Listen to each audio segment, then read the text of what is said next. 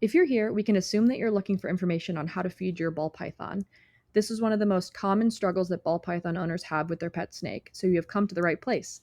Hi, Zen friends. My name's Maddie, and today I'm going to break down all of the information you will need on how to feed your ball python, from choosing prey size, proper thawing methods, how often you should be feeding your snake, and ways to assess your snake's body condition. Let's dive right in. Ball pythons are strict carnivores. That means they need whole prey animals for complete nutrition. That is great news for us snake owners because rats, mice, and other small birds and mammals are essentially prepackaged complete meals, which takes out a lot of guesswork for us snake parents. When choosing a prey size for your snake, the golden rule is that the prey should weigh about 10% of your snake's body weight and never be more than 1.5 times the width of your snake's body at their thickest part.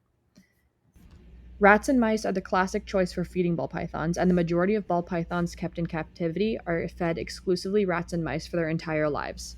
But variety is the spice of life and can help round out nutrients that your snake is receiving. Though rats and mice will likely be your staple feeders, here are some other options to try to add variety here and there: African soft-furred rats, quail, chicks, gerbils, hamsters, young rabbits, guinea pigs, and ReptiLinks, which are basically whole prey ground sausages. Don't stress if your snake is picky. It can take several times of offering a new prey item for a snake to give it a chance. And some ball pythons are die-hard rat eaters and won't look at a quail or chicks, and that is totally fine. They can live long, healthy lives on even a more limited menu. So, how often should you feed your snake? Well, that depends on the age and the size of your python. Here is a quick breakdown. Hatchlings up to 5 weeks old should eat about every 5 days. It's important to talk to the breeder that you get your snake from to know how old they are because typically breeders will have them take a few meals before sending them home. So you might not actually get your snake this young, but if you do, they eat every 5 days. Juveniles under 200 grams will eat once a week. Snakes between 200 and 300 grams will eat every 7 to 10 days. Snakes 350 to 500 grams should eat every 10 to 14 days. Subadults and adults between 500 and 1500 grams will eat every 2 to 3 weeks, and adults over 1500 grams can eat every 4 to 6 weeks. Remember that these are just rough guidelines. In the wild, ball pythons do not get weekly dinner delivery. They eat when they catch something, which could mean weeks between meals. You can mimic this in captivity by feeding erratically within those windows, which keeps their feeding response sharper. A trick that I use is to observe my snakes at night and wait until they're out and about and clearly searching around for food. I get a great feeding response when doing it this way. My snakes can also sort of tell me when they are hungry or not by their behavior. Always feed frozen thawed or pre-killed prey whenever possible. Live feeders can bite or scratch your snake, sometimes causing serious injury and infections. Feeding live is stressful for the feeder animal and can be stressful for your snake too. Usually, it's just unnecessary to feed live. If you're having trouble getting your snake to eat, it's important to observe your husbandry and talk to a reptile savvy vet to see if there's an underlying cause for your snake to refuse food before resorting to live feeding. Many ball pythons will go on short hunger strikes, and this can be alarming, but as long as they aren't losing weight or showing signs of illness, there's usually nothing to stress over. Here is how to thaw prey properly.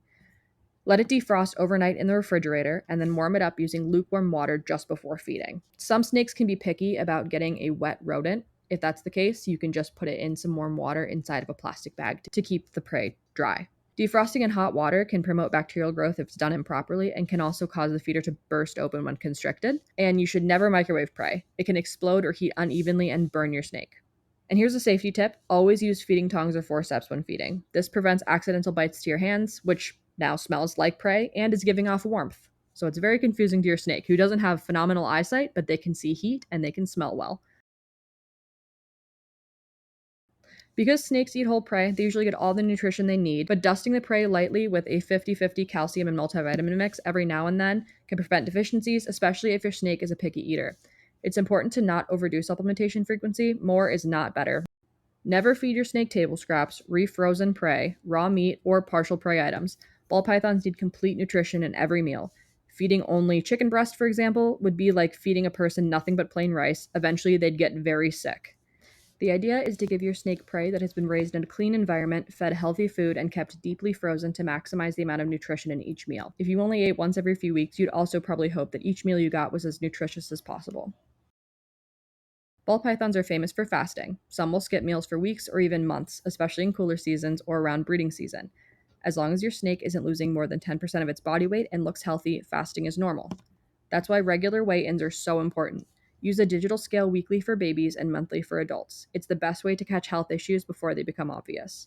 When in doubt, chat with a reptile savvy veterinarian to see if your snake's fasting behavior is normal or cause for concern. Here's something that's not talked about enough: obesity. Captive ball pythons do not burn nearly as many calories as wild ones. Plus, our feeder animals tend to be higher in fat since they eat diets designed to make them grow quickly, and captive feeders are also not nearly as active as their wild counterparts. A healthy ball python should look like a rounded triangle or a melting Hershey kiss. Narrower in the spine, fuller on the belly, with visible muscle tone down the sides of the body. They should have a clear taper to their neck and tail. If your snake looks like a smooth tube, has rolls of fat, or you notice scale separation, they're overweight. Reduce their meal size, stretch out the feeding schedule, and encourage exercise with climbing branches and enrichment items. Remember that obesity vastly shortens lifespan. It can take a very long time to notice weight loss in reptiles, but don't give up. Feeding your ball python doesn't have to be stressful. It's all about offering nutritious whole prey, keeping meals the right size, watching their body condition, and providing variety when possible. Most importantly, remember that every snake is different. Some will fast, some will refuse certain prey, and some will only take rats their whole lives, and that's okay. If you want to learn even more about ball python care, you can check out our other content. We have tons of blogs on our website at zenhabitats.com and videos here on YouTube.